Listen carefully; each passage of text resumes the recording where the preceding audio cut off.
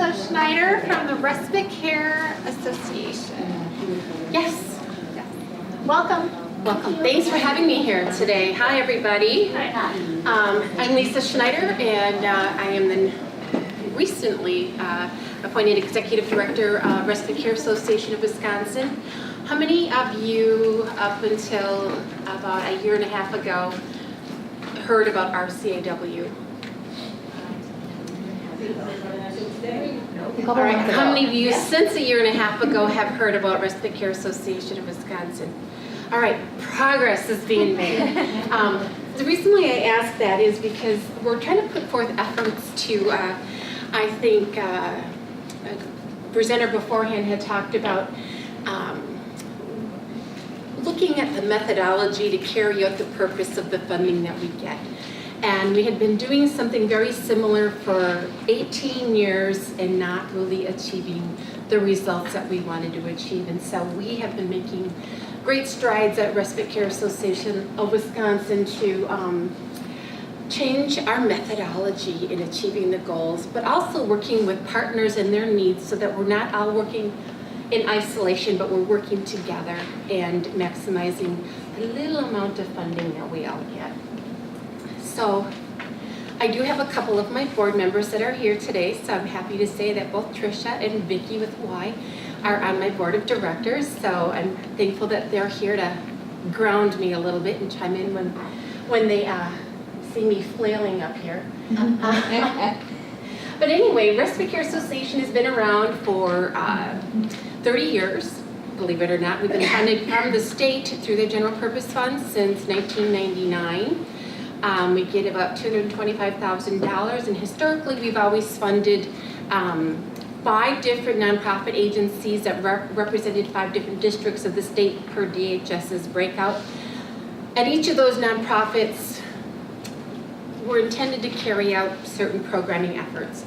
But it was meant to be related to expanding the pool of trained quality respite care providers, reaching out to caregivers to let them know that we've got respite care providers available to them.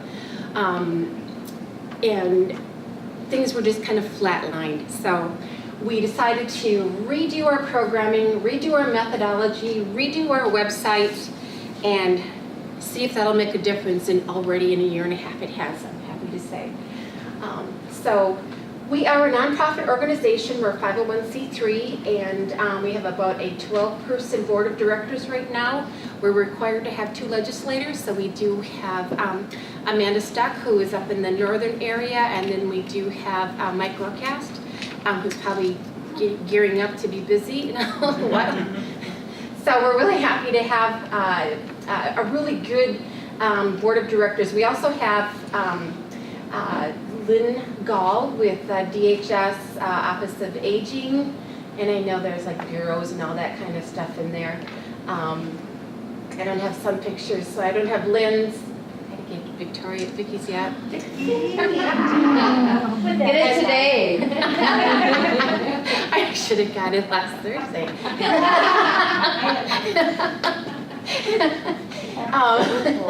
Sorry, that was bad. And then also Sue Larson with DHS on the CLTS side of things. So I have both sides of DHS represented on my board of directors. And Sue is really my contact, my liaison from a grant funding standpoint. So with that, let's go back here. So that's our board. What we do, let's see how I want to go about this.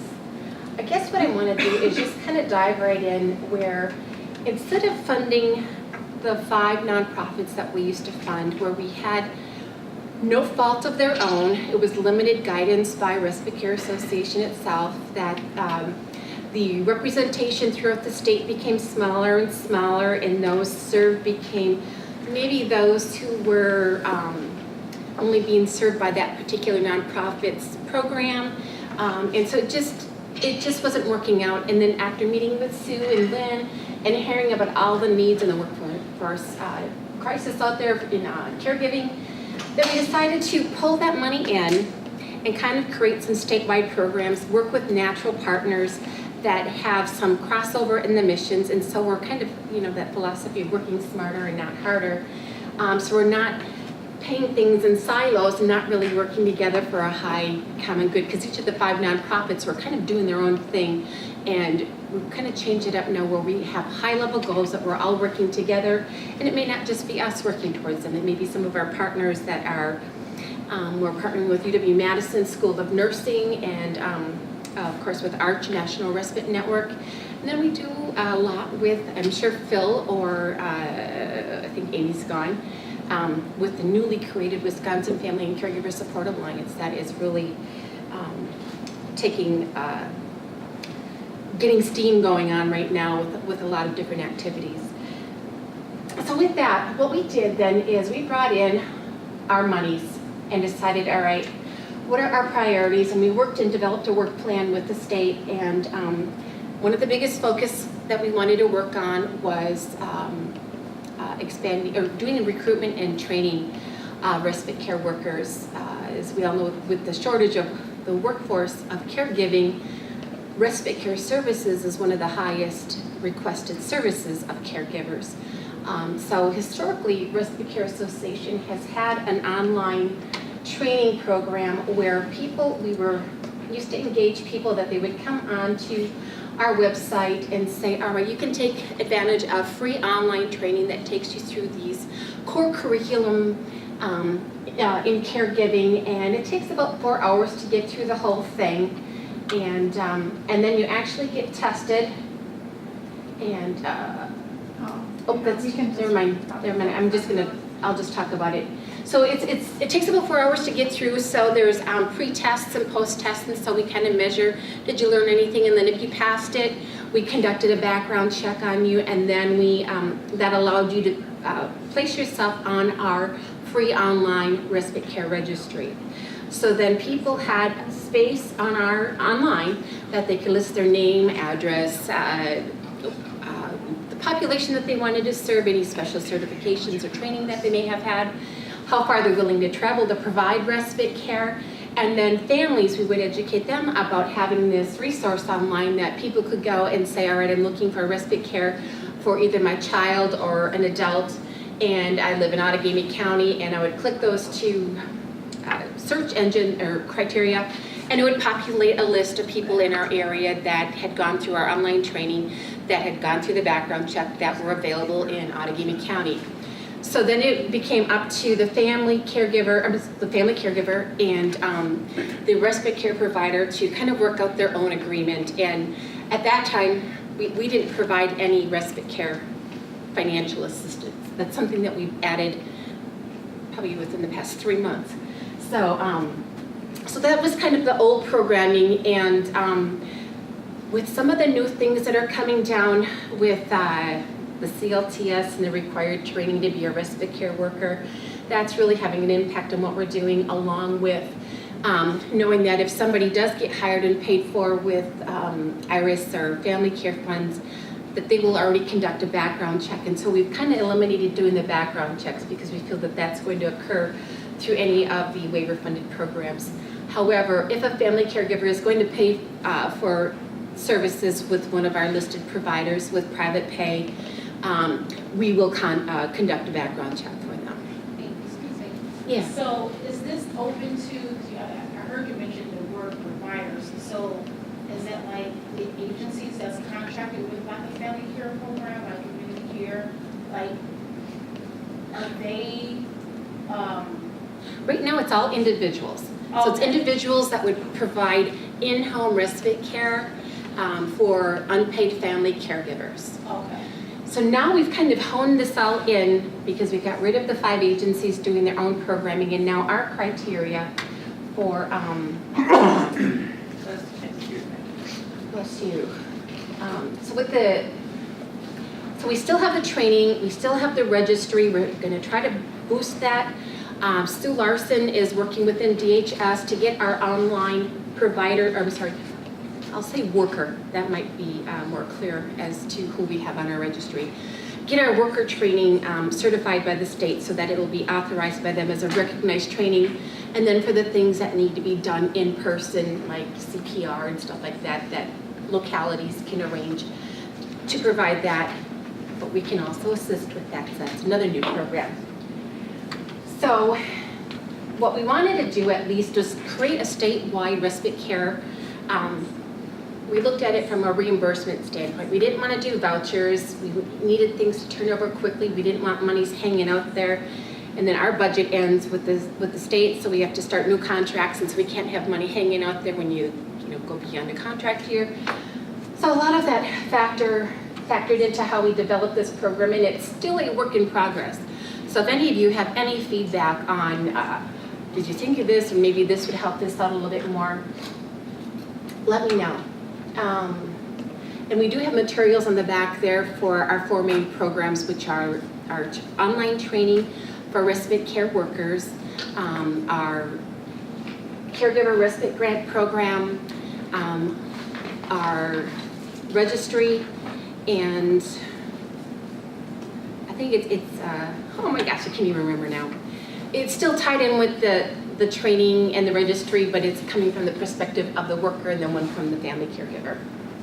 It's the best way to explain it. So if somebody wants to engage and they've applied for through ADRC and they've gone through the process and they want to either go for IRIS or family care, and they make that choice, they go through the assessment and they're denied for that program. We will only serve those who are not connected to waiver programs. We do not want to duplicate funding that already exists out there. We will also assist caregivers taking care of persons with Alzheimer's and dementia, but we will serve those only after they've attempted to use the AFCSP and the NFCSP. Hopefully, that's a big acronym, but it's respite caregiver support monies that are specific to persons caring for persons with Alzheimer's and dementia. So we're kind of, everybody's the funding of last resort, but we're really, really, really the funding of last resort. So the idea is that somebody would have to be a family caregiver, an unpaid family caregiver, caring for somebody. They don't have to live with the person, so they can be the primary family caregiver. And I think, Tricia, you're an example of caring for either your grandmother or your cousin? My brother-in-law. Brother-in-law. So, but if you're the primary caregiver and you have all these constraints on you because you're working, you've got kids, blah, blah, blah, you don't have to live with the person in order to still be the unpaid primary family caregiver. So that's allowable, along with you have to prove that you've been denied with any of the long-term care waiver programs, so we need to get a denial letter. And interestingly enough, with the short period of time that we've done this, and we've gotten a ton of calls, many people have not been connected to long-term care waiver programs, both on the children's side and on the adult side. So I feel like we're going to be a safety net to either push them back up there and try, and if they do that, while they're waiting for that determination, we will still help them on an emergency basis. So we're not going to say, you have to go there and apply and then wait till you find out and then we'll help you. If you just show that you've applied or show that you've been denied, we will help you. We also decided there's a very minimum criteria that people really need to pass. Again, this is much of what I just talked about. So it just has to be a person that has substantial need, that requires supervision, that has been denied for long-term care waivers or has applied for the waivers, and is either a qualifying adult or qualifying child. And adult doesn't stop at 59 or 60, because I'm, I think, what, 6 years away from becoming frail elderly, I think, per some programs. So then we also have them indicate what programs that they've applied for down here, and that if they were deemed ineligible for any of the programs, they need to furnish us with a copy of the denial letter. And if they've never heard of any of these programs, we urge them to contact the programs. And then we directly link them to DHS websites. We use DHS's stuff all over the place. They can find their direct ADRC, or they can go in and they can find their CLTS worker, or CCOP even, they can ask about both. So once they pass that, they would just fill that out, turn that into us, and then If they were deemed eligible, we would let them go ahead and apply for the program. And so there's an application that they would use to apply for, and here's kind of the process for the most part.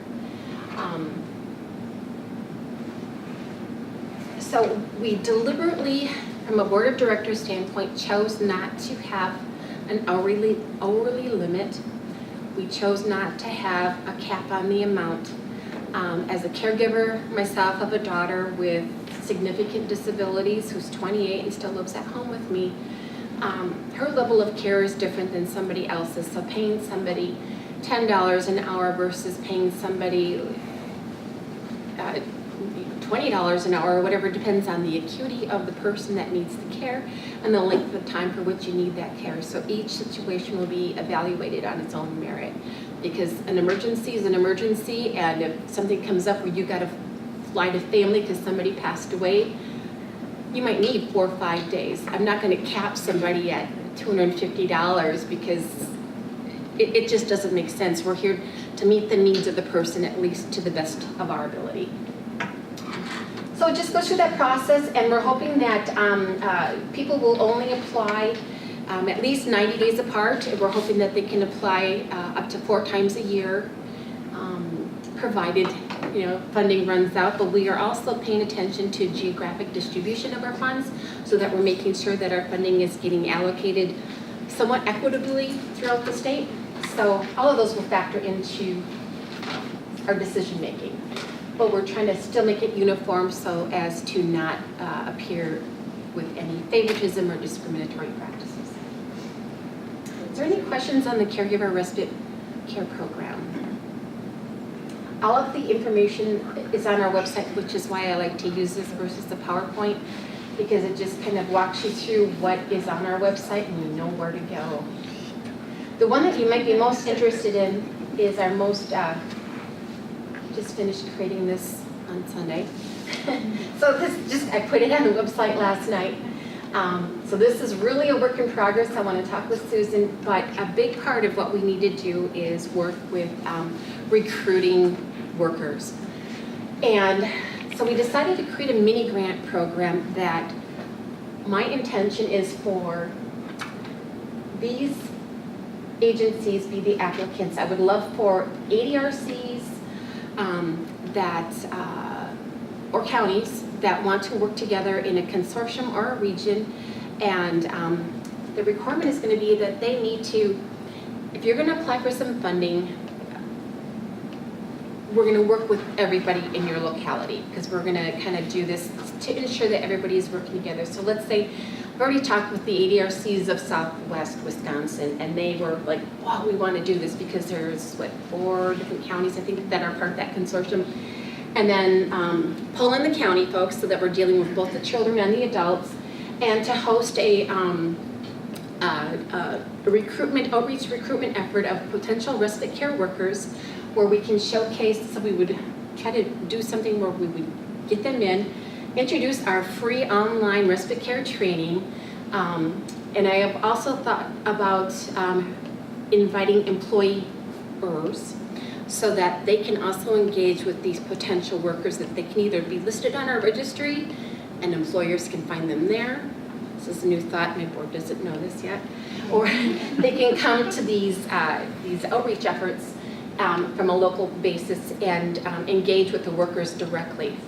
So the monies can be used by whomever is the applicant, that they got to show that they're doing this on a collaborative basis.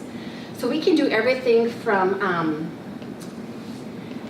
do respite care worker recruitment and training. We can also educate family caregivers on our respite care program, and also connect them with the potential respite care workers as well. We can inform them of the resources that are there locally, in addition to where they can find resources on a state level basis.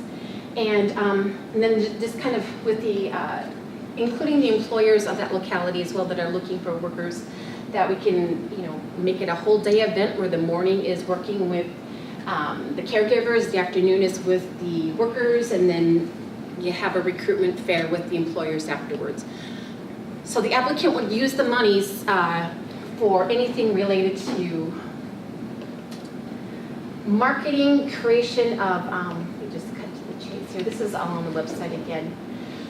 So what really happens is the person who applies for the funding, we're gonna meet people halfway so that the applicant can use the funding for things that are gonna provide outreach, flyers, venue, audiovisual equipment, whatever it is that they need to hold the type of activity that they want to hold. And then Respite Care Association of Wisconsin will come there and provide this level of these training opportunities. And also I've got some agreements with GWAR and some others that are willing to come with me, and much like what we're doing, Phil, with the caregiver listening sessions that started off with myself, Christine Lidbury with the Wisconsin Women's Council, and Lynn Gall with DHS. Subject matter experts that everybody's agreed that we'll tap into this, and we're kind of, that's that whole collaboration and working together. So Respite Care would work on bringing in subject matter experts, and we're going to help with an event registration tool. And then we'll provide a grant. We're looking at $2,500 now. It could change based on what these types of events are costing. And then basically the applicant or the host is going to agree to do the outreach to ensure that there's collaboration, have specific goals that they're wanting to achieve, that they want to recruit and engage X number of potential workers, that they want to engage a number of employers, that they want to engage a number of family caregivers. Some examples of who all to invite. So the rest of this is just kind of just stuff that would be their responsibility to take care of. So that is fresh off the plate in regards to our effort to assist with the recruitment and training, and now even after talking with some other folks on the importance of retaining the employees as well is going to be a big factor. And also with some of this, you guys probably already know this, with the CLTS respite workers, they have to be trained to a much higher degree than you do to work under IRIS or with family care. Basically, you just have to pass the background test. Where with CLTS, under there, the respite care worker has to be trained to support of home care standards. So that's going to be something that's going to be a little glitch that we're working with Susan to utilize our training so that we can go to these localities and maybe use some of that funding to bring in the Red Cross and these other agencies where you have to do some of that more on-site type of activity to achieve the training.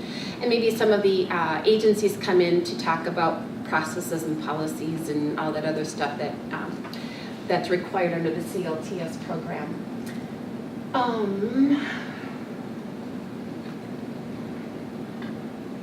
think that's all that I have to say about that. Wasn't that Forrest Gump? Let's see. So this is the provider training. Again, that's one of our staples that people go on, and these are the core areas that people get trained in. We need to add in client rights. So that's, we're working on doing that. And then I think the rest of the other stuff needs to be things that happen in person. And then with the registry,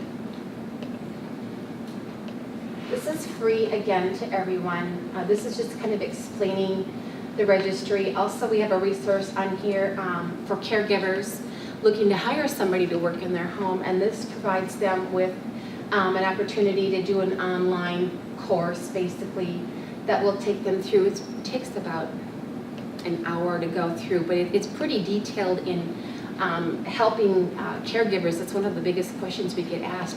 What do I tell them to do? What else can I tell them to do? How much do I pay them, kind of stuff. There's just a lot of questions. So we did create tips for hiring a respite care person if they just kind of want to cut to the chase. So depending on if you're an independent care respite worker or if they're providers or choosing offsite programs, these are some questions that the caregiver would want to ask of the provider or the worker.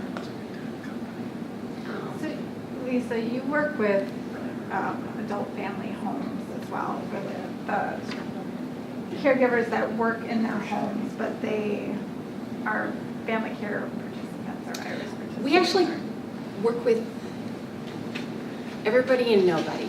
Okay. We're not an employer. We will just assist any caregiver that wants to get more training or any potential care worker that wants to become a care provider or a respite care provider. Like I was stating earlier, that respite care provider or worker can be listed on our registry as an independent person that wants to maybe be hired by somebody and set their own hours under family care or IRIS or whatever.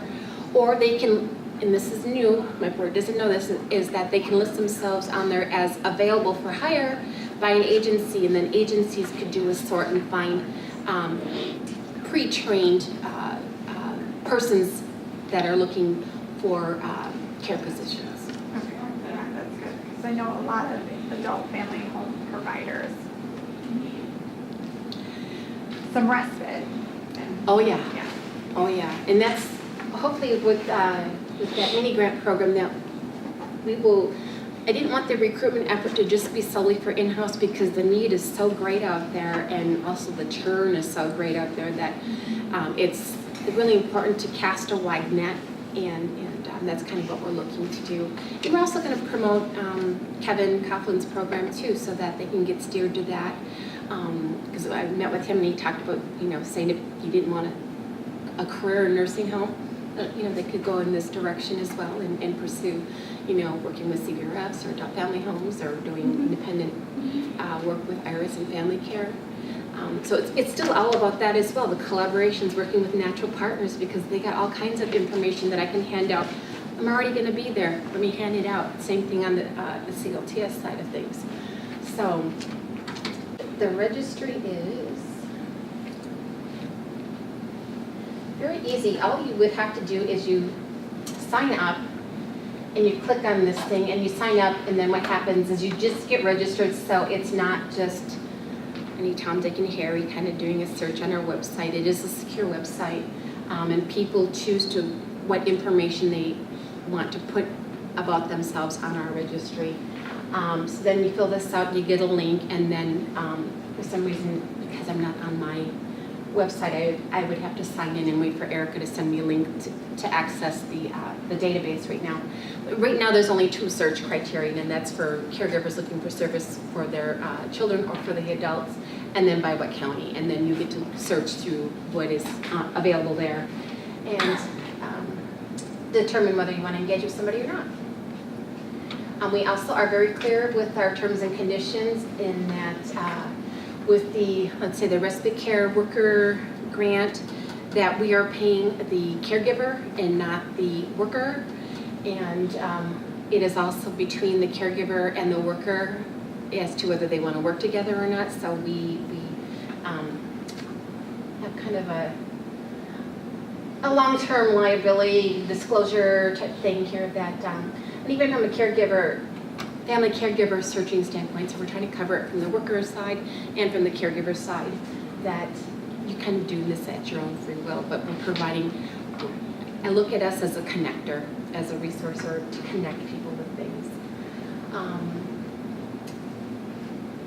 But we're also really trying to develop our respite resources and break them out in regards to caregivers of adults, children, elderly, and information for respite care workers.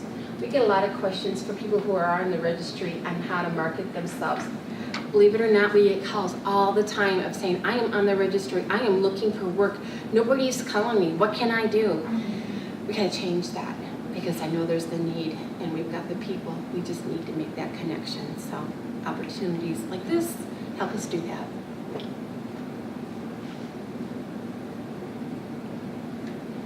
Recently, we just also, I think lastly, is we held our statewide Lifespan Respite Summit, and we brought in a national organization to help us facilitate the process.